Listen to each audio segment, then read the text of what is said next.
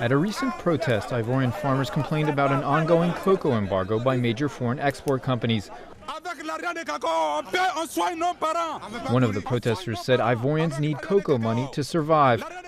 Other hardships facing Ivorians include shortages in cooking gas and rising prices on food markets. Mechanic Lamine Sila has been doing work for government officials, but he says he has not been paid in several months.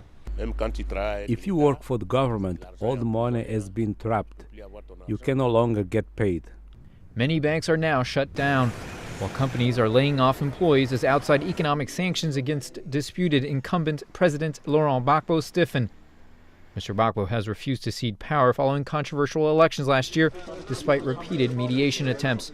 The United Nations African groupings and most countries recognize Mr. Gbagbo's challenger, Alassane Ouattara, as the winner of last year's presidential election.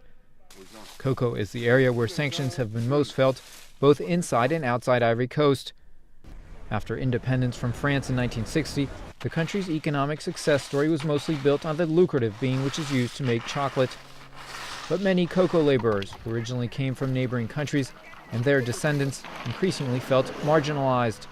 This contributed to a rebellion in 2002 which split Ivory Coast in two. In addition to economic pressure against Mr. Gbagbo, some countries like the United States have started recognizing ambassadors appointed by Mr. Ouattara.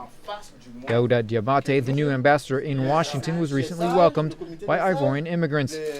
He says he believes as soon as Mr. Gbagbo leaves power, economic problems will be resolved.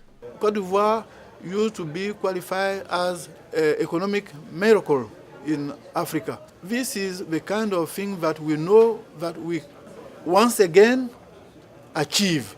We have the people, we have the resources, we have the opportunities. We just need peace and stability. And we just want to see the right man at the right place and do the job. Mr. Ouattara is a former international banker, while Mr. Gbagbo is a former history professor. The incumbent president and his supporters say they are fighting for a second independence to fully assume sovereignty from external actors, including economic ones.